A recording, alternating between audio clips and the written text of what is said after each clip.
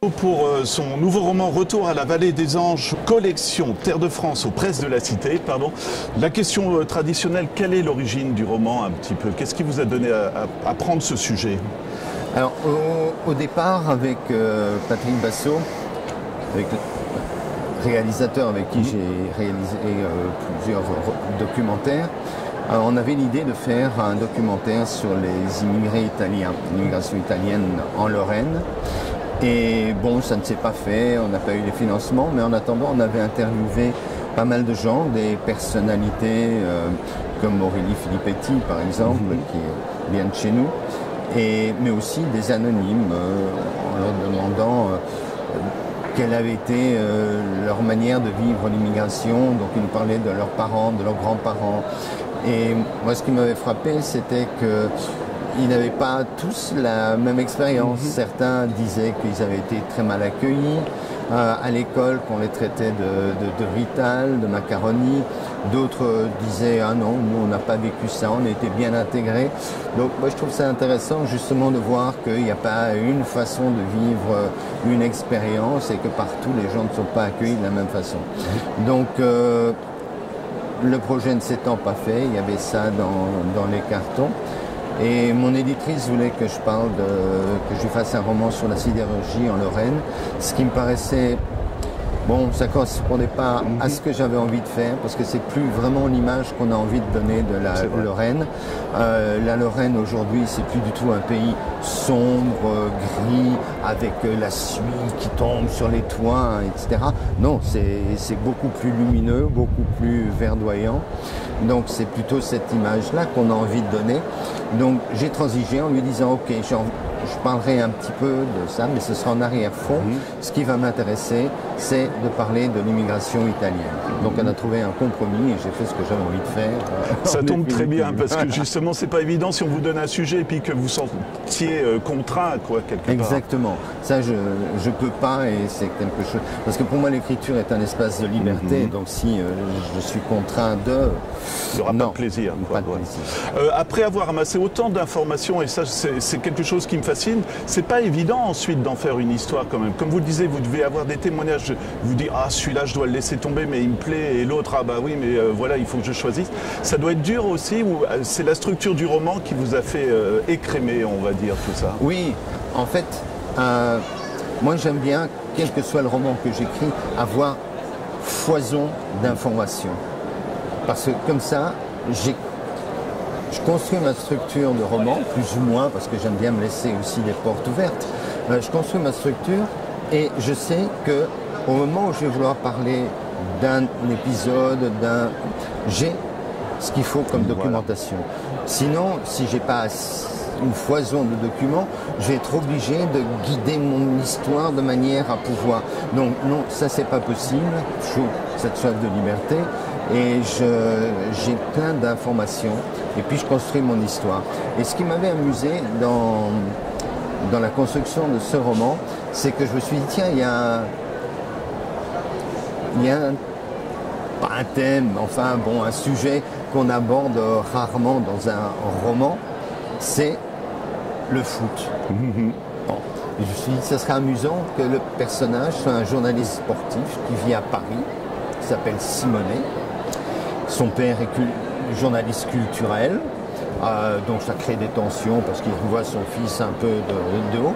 Mais son fils, il vient régulièrement à Metz, parce qu'il suivait les matchs de foot, et notamment du FC Metz.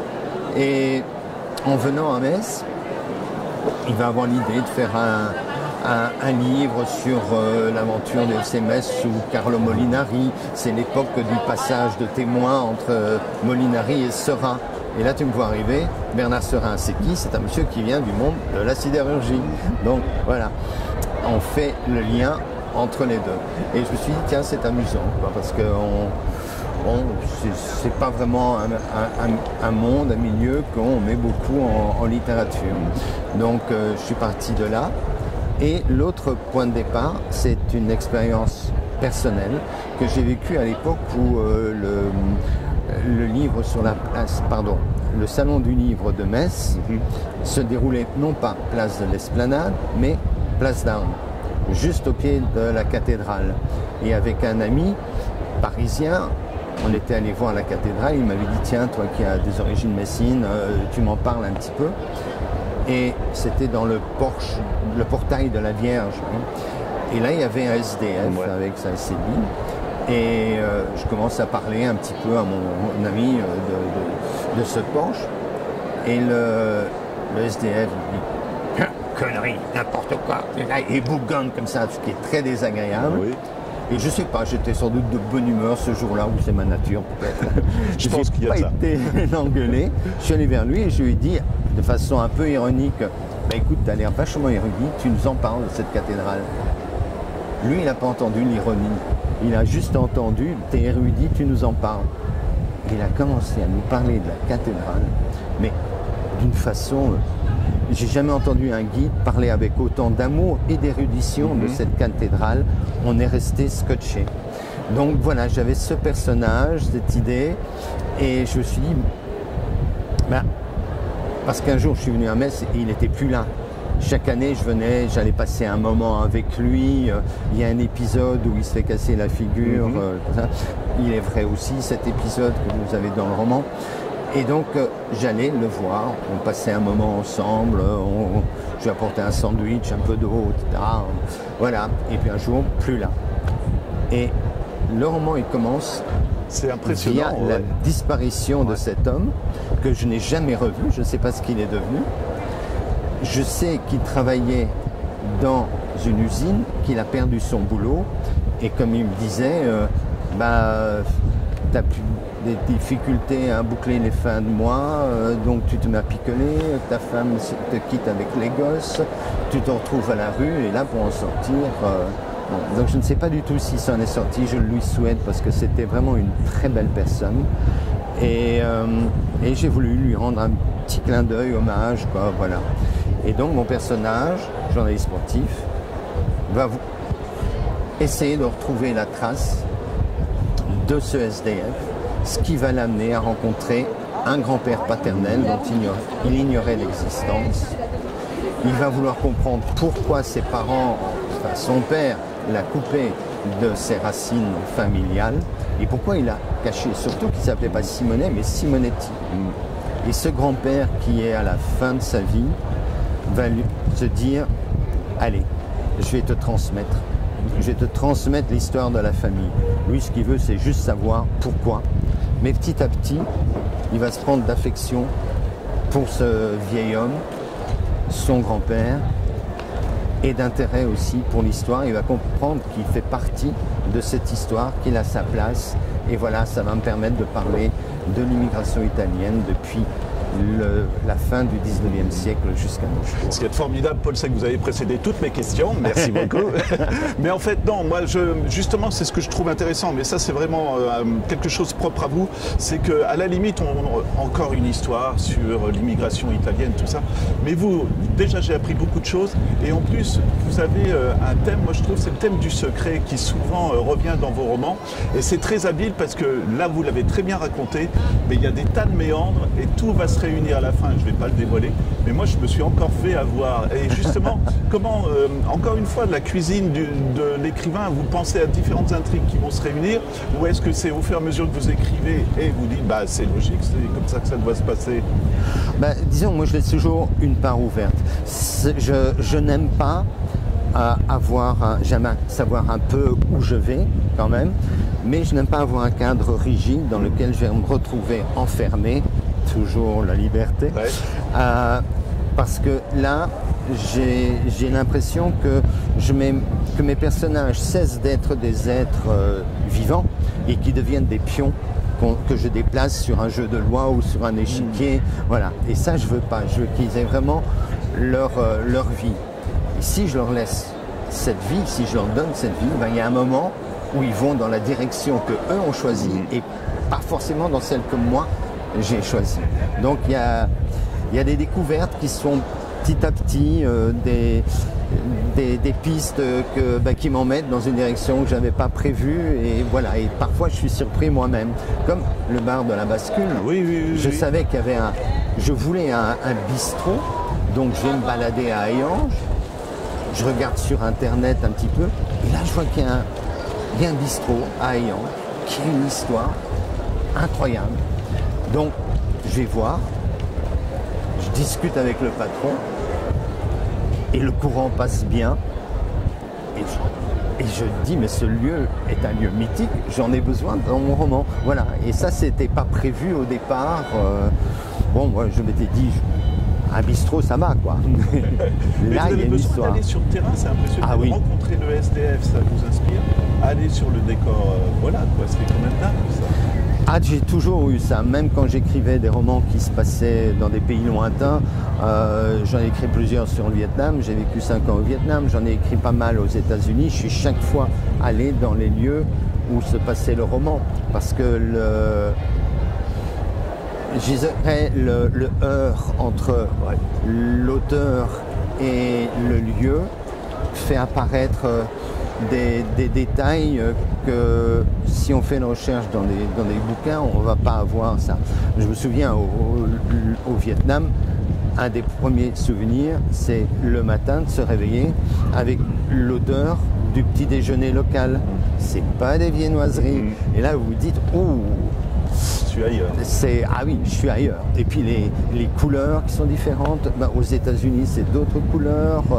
Partout où j'ai voyagé, parce que j'ai quand même voyagé pas mal, j'ai trouvé des éléments qui, au moment où j'écris, ben, reviennent et nourrissent l'histoire, nourrissent l'environnement. Et je crois que c'est ça qui donne une crédibilité. Et je crois que c'est ce que mes lecteurs et lectrices aiment aussi.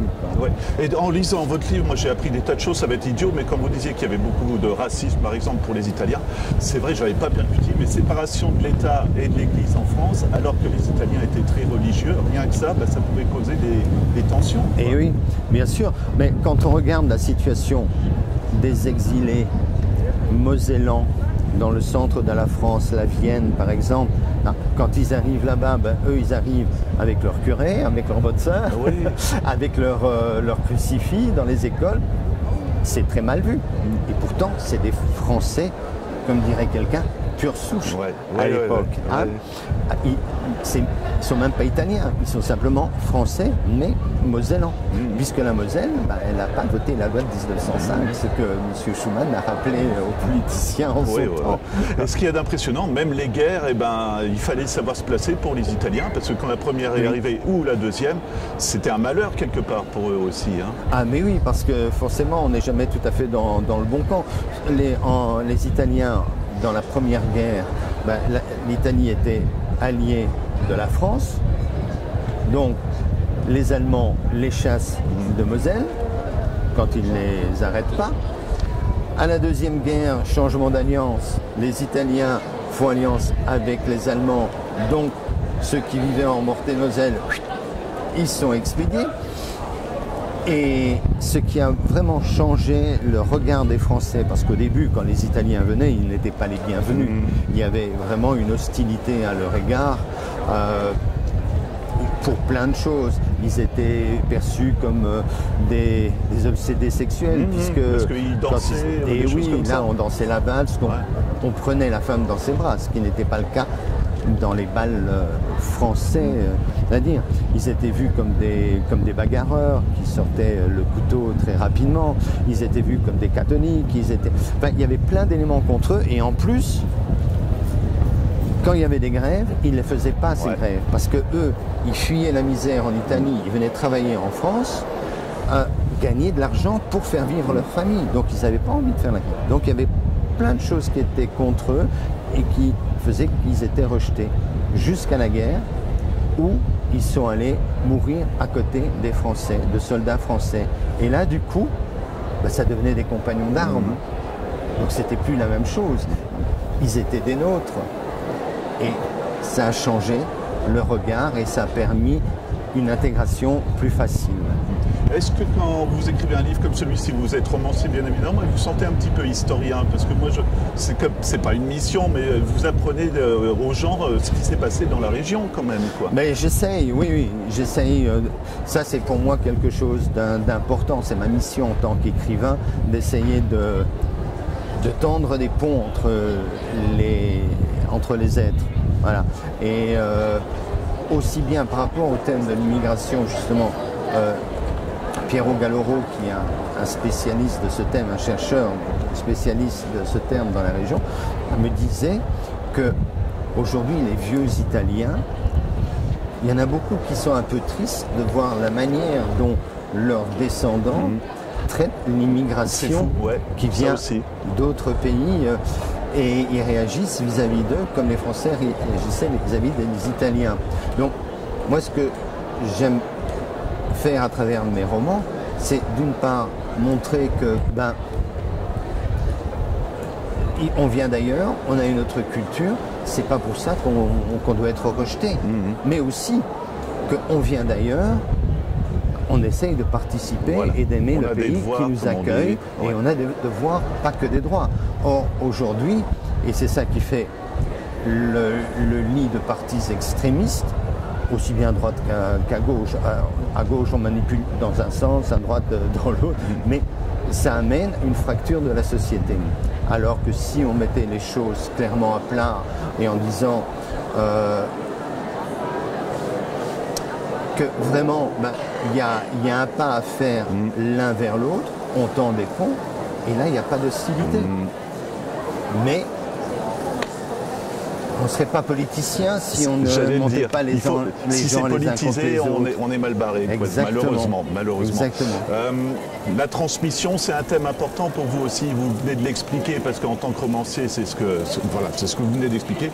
Mais dans le roman, c'est aussi un thème important entre le grand-père, le petit-fils, mais le fils avec son père aussi. Parce qu'encore une fois, il y a beaucoup de choses qui vont se développer dans l'histoire. Exactement. Et puis quand il va découvrir sa mère, à la fin aussi. On va pas plus loin, Paul. J'ai trouvé ça génial en plus. Il y a plein d'éléments comme ça qui... Voilà, c'est une espèce de mosaïque et qui se met en place au fil du roman. Et ça... C'est vrai que j'aurais pu parler d'immigration italienne en commençant au 19e siècle et en suivant une famille comme ça. Mais c'est pas trop mon truc. Moi, j'aime bien faire des allers-retours comme ça dans le temps. Pourquoi? Parce que ça permet d'introduire par moments des instants de suspense où ah ben non, il nous emmène ailleurs, voilà. Et aussi parce que qu'on on vit aujourd'hui, mais on a un bagage qui est un héritage, et cet héritage est une richesse, c'est pas un poids. Ben voilà, Paul, moi je vais pas insister parce que je pense qu'on a donné envie aux gens quand même de découvrir. Et en plus, on va pas faire le coup ceux du pays haut, ça vous intéressera plus parce qu'il s'est passé des choses là-haut. Moi, ça touche toute la région, encore une fois. C'est ça que je trouve fascinant. J'ai essayé justement, quand il arrive, qu'il descend du train, il est plutôt en Meurthe-et-Moselle. À un moment, la situation va faire qu'il va passer en Moselle. Donc on bouge un petit peu parce que bon, retour vers la vallée des Anges, on croit que tout va se passer du côté d'Aillange, Florange, Lucange, etc. Non, non, c'est plus large. Mais cette vallée des Anges, c'est tellement beau. Et j'en reviens à cet esprit de liberté que vous avez, vous décidez où ça se passe, point final. Voilà. Paul, merci beaucoup. Donc, merci, je rappelle Romain. le titre de votre roman, Paul Couturiot, pour Retour à la vallée des Anges, aux presses de la Cité, collection Terre de France. Merci, Paul. Merci, Romain.